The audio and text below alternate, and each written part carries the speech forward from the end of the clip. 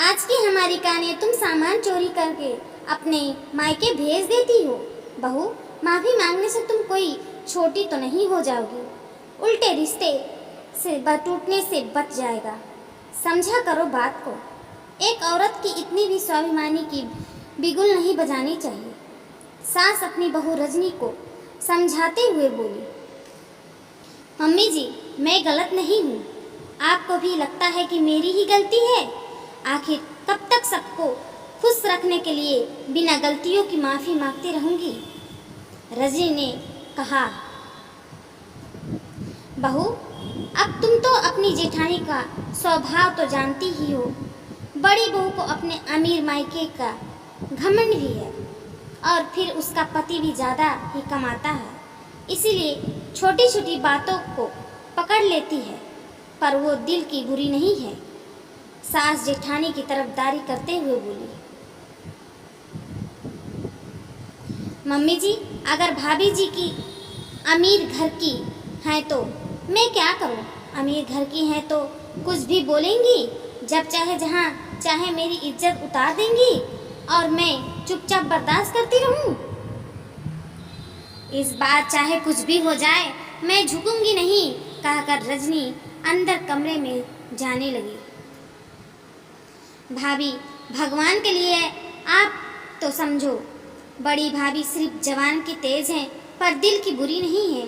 देखो कितनी आराम से उन्होंने परिवार को संभाल रखा है। माँ की सेवा करती हैं, सारे खर्चे करती हैं, यहाँ तक कि आप लोगों की मदद भी कर देती हैं।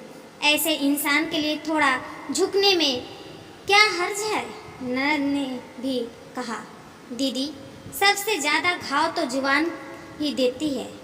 वो तो भाभी जी के कभी कंट्रोल में रही नहीं, जो मुंह पर आता है वही बोल देती हैं। उनके अच्छे दिल को संभाल कर मैं क्या करूँगी? और वह क्या सेवा करती हैं, वो आप भी अच्छे से जानती हो। सिर्फ पैसे दे देने से ही सेवा नहीं हो जाती है, रजनी ने कहा और अपने कमरे में चली गई। अब तो समीर भाई ही इन्हें समझा सकते हैं मम्मी। शायद इस बार भाभी झुकने की तैयार नहीं है। अरे, परिवार को एक रखने के लिए थोड़ा तो झुकना ही पड़ता है ना। हम भी तो झुकते हैं। बड़ी बहू क्या हमें नहीं सुनाती? सास ने कहा। जानकी जी को 2 बहुएं थी। बड़ी बहू मालती का मायका अमीर था, वही छोटी बहू रजनी का मायका मध्यवर्ग। इस बात का मालती को हमेशा गुरूर रहा था। ऊपर से पति भी अच्छा कमाता था, जबकि रजनी का पति समीर इतना नहीं कमा पाता था। समीर एक प्राइवेट फार्म में नौकरी करता था। मुश्किल से महीने का 50,000 रुपये कमाता था। 9 से 5 वहाँ नौकरी करने के बाद वो अपने बड़े भाई की दुकान पर मदद कर दिया करता था, जबकि बड़े भाई मनीष की कपड़ों की दुकान थी जो अच्छी चलती थी। शाम को 5 बजे के बाद दुकान में काफ़ी भीड़ रहती थी। समीर के कारण भी मनीष को काफ़ी मदद हो जाता था।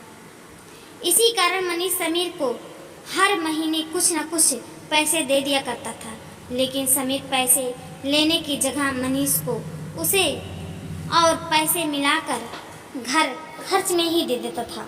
इसीलिए जब घर खर्च में सारा पैसा मनीष निकाल कर देता तो सबको यही लगता था कि समीर और रजनी का खर्च भी मनीष ही उठाते हैं, और इस कारण मालती को बोलने का मौका मिल जाता था, पर वो मनीष के सामने कुछ नहीं कहती थी। इस कारण से मनीष और समीर को इस बारे में कुछ पता भी नहीं था। इसलिए जब घर खर्च में सारे पैसे मनीष निकाल कर दे देता तो सबको यही लगता था कि समीर और रजनी का खर्च भी मनीष उठा रहा है, और इसी कारण मालती को बोलने का मौका मिल जाता था, पर वो मनीष के सामने कुछ नहीं कहती थी। इस कारण मनीष और समीर को इस बारे में कुछ पता भी नहीं था। रजनी भी समीर के से ज़्यादा कुछ नहीं कहती थी, बस चुपचाप रो कर रह जाती थी। आज भी बात कुछ यही थी। महीने के आखिरी दिन चल रहे थे, ऊपर से इस बार सत्यनारायण पूजा और ननद को अपने बच्चों के साथ आगमन हो गए। तो जाहिर सी बात है कि राशन का सामान खत्म हो गया था। अब सामान हमेशा मालती ही मंगाती थी, इसलिए रजनी ने मालती से जाकर कहा, भाभी जी रसोई का राशन का सामान खत्म हो गया है तो आप राशन का सामान मंगा दीजिए ताकि मैं खाना बना दूँ। अरे इतना जल्दी राशन कैसे खत्म हो गया? अभी तो महीने भी खत्म नहीं हुए। मालती ने उल्टे सवाल कर दिया। भाभी इस बार सत्यनारायण की पूजा हुई थी, फिर मैं भी मेरे बच्चों के साथ आई हूँ तो राशन तो उठेगा ही ना, ननद ने कहा। उस वक्त तो मालती ने कुछ नहीं कहा और राशन मंगा लिया, लेकिन राशन आने के बाद उसे रसोई में रजनी के पास ले जाकर रखते हुए बोली, अब कम से कम ध्यान से इस्तेमाल करना, मुफ्त में नहीं आता है ये सामान। एक तो पैसे कोई देता नहीं है, सबको मुफ्त के में खाने की आदत पड़ गई हुई है, ऊपर से सामान भी। सुनाकर रजनी को बिल्कुल भी अच्छा नहीं लगा। उसने उसी समय पलट कर कहा, ऊपर से क्या सामान भी? क्या भाभी जी आप कहना क्या चाहती हैं? खुलकर भी कहिए। मैं अकेले तो नहीं खाती हूँ ना घर में। देखो रजनी, मेरा मुंह मत खुलवाओ, आखिर बर्दाश्त की भी एक हद होती है। नहीं भाभी जी, खुलकर ही कहिए, क्या बर्दाश्त कर रही हैं आप? जरा मैं भी तो जानूं, यही कि राशन का सामान इतना जल्दी खत्म कैसे हो जाता है? गरीब घर की हो तो ना, कहीं हमसे छुप छुप कर अपने मायके तो नहीं भेज रही हो? बस भाभी जी, कुछ भी कहे जा रही हैं आप, जो मुंह में आ रहा है, बस बोलने से मतलब रहता है आपको। आपका मायका अमीर है तो क्या अपने घर में है? खबरदार जो मेरे मायके के लिए कुछ भी कहा तो। बस इस बात का मालती ने बतंगड़ बना दिया, लेकिन इस बार रजनी झुकने को तैयार नहीं थी। वो भी बराबर जवाब देते रही थी। इसीलिए मालती मुंह फुलाकर अपने कमरे में जाकर जिद के साथ बैठ गई कि अब चाहे कुछ भी हो जाए, रजनी को उसके पैर छूकर माफ़ी मांगनी पड़ेगी, नहीं तो वो अलग हो जाएगी। मालती तो मानने वाली नहीं थी, इसीलिए सास और ननद रजनी को ही माफ़ी मांगने के लिए कह रही थी।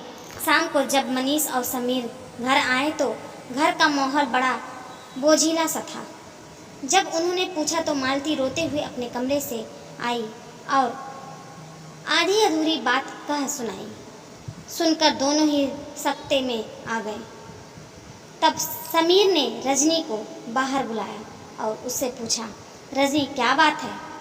तुमने आज भाभी को पलटकर जवाब दिया, क्यों? भाभी जी ने आपको बताया कि मैंने पलटकर जवाब दिया, पर क्यों दिया ये नहीं बताया?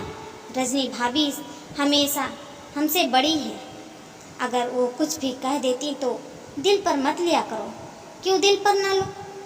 आपकी भाभी मुझ पर चोरी का इल्जाम लगा रही हैं, कह रही हैं कि मैं यहाँ से सामान चुरा कर अपने मायके भेज देती हूँ। आपकी भाभी का मायके अमीर है तो क्या मेरे मायके वालों की भी इज्जत है? ऊपर से हमेशा ये सहन जताया जाता है कि हमारा सारा खर्च भी यही उठा रहे हैं। हाँ तो गलत क्या है? मैंने तुम्हारा और तुम्हारे पति का सारा खर्च हम उठाते हैं। कभी देखा भी है समीर को घर में पैसे देते हुए? मालती बीच में ही तुनकते हुए बोली, एक मिनट, तुम किस गलत फैमिली में हो? और तुमको किसने कहा दिया कि सारा खर्च हम अकेले उठाता हूँ? अचानक मनीष ने बीच में ही कहा, घर का खर्च मैं और समीर दोनों मिलकर उठाते हैं। वो दुकान पर ही मुझे पैसा दे देता है और फिर मैं वो पैसा लाकर तुमको देता हूँ, तो तुम्हें ये गलत फैमिली हो गई कि सारा खर्च मैं उठा रहा हूँ। और दूसरी बात, रजनी तुमसे माफ़ी क्यों मांगेगी? तुम उस पर इल्ज़ाम लगा रही हो और फिर मुंह फुलाकर तुम ही बैठ रही हो। माफ़ी तो तुम्हें मांगनी चाहिए। आखिर मनीष की बात सुनकर मालती की बोलती बंद हो गई, पर वो इतनी आसानी से माफ़ी मांग ले ऐसी तो नहीं थी। इसीलिए मुंह फुलाकर अपने कमरे में जाकर बैठ गई। ना ही कभी उसने अपने किए के लिए माफ़ी मांगी, ना ही कुछ और। पर अब रजनी भी इस तरफ ध्यान नहीं देती थी। कुछ दिनों बाद दोनों भाई ही अपने आप अलग हो गए ताकि रिश्तों की गर्मियाँ रह जाए और घर का माहौल ठीक हो जाए। पर हाँ, दुकान पर आज भी दोनों भाई मिलकर काम करते हैं। जी हाँ दोस्तों, हमारा वीडियो कैसा लगा? आप अच्छा लगा हो तो ढेर सारा शेयर कीजिए, कमेंट कीजिए और लाइक कीजिए, सब्सक्राइब कीजिए। धन्यवाद।